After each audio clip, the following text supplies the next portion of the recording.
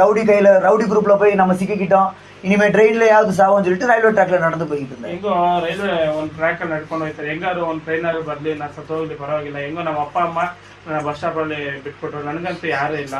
ಅಲ್ಲೋರೆ ರೋಡಿ ಕೈ ಸಿಗಾಕೊಂಡು ನಾನು ಅಲ್ಲಿ ಸಾಯಕ್ಕಿಂತ ಇಲ್ಲೇ சாய்ಬೋದು ಅಂತ ரயில்வே ட்ராக்ல நடந்து போயிட்டா இருக்கு. ரயில்வே ட்ராக்ல நடந்து கொஞ்ச தூரம் போயிட்டு முடியல. அதுக்கப்புறமா சாப்பாடும் இல்ல, சரீரத்துல பலனும் இல்ல, ரயில்வே ட்ராக்லயே படுத்துக்கிட்டாரு தலை வச்சு. ರೈಲ್ವೆ ಟ್ರ್ಯಾಕ್ ಅಲ್ಲೇ ಏನ್ ಮಾಡುತ್ತೆ, ತಲೆಗೆ ಮಲ್ಕೊಂಡ್ಬಿಡುತ್ತೆ. ಯಾಕಂದ್ರೆ ಊಟ ಇಲ್ಲ, ಆಹಾರ ಇಲ್ಲ, ಏನೂ ಇಲ್ಲ. ಅದಕ್ಕೆ ಏನ್ ಮಾಡುತ್ತೆ, ರೈಲ್ವೆ ಟ್ರ್ಯಾಕ್ ಅಲ್ಲೇ ಅಲ್ಲೇ ಒಂದು ತಲೆಗೆ ಮಲ್ಕೊಂಡ್ಬಿಡುತ್ತೆ. கொஞ்ச நேரம் கழிச்சு ஒரு பேப்பர் வந்து மூஞ்சில அடிச்சது. ಸ್ವಲ್ಪ ಸಮಯವಾದ ನಂತರ ಒಂದು ಪೇಪರ್ ಬಂದು ಏನ್ ಮಾಡುತ್ತೆ, ಮುಖದ ಮೇಲೆ ಬಂದು ಹೊಡೆಯುತ್ತೆ. ಇದೇನಪ್ಪ ಪೇಪರ್ சொல்லி எடுத்து பார்த்தாரு. ಇದೇನಪ್ಪ ಇದು ಪೇಪರ್ ಅಂತ ಅದನ್ನ ಎತ್ತಿ ನೋಡುವಾಗ ಹಿಂದಿ அவருக்கு வாசிக்க தான் தெரியும், எழுதுறதுக்கு தெரியாது.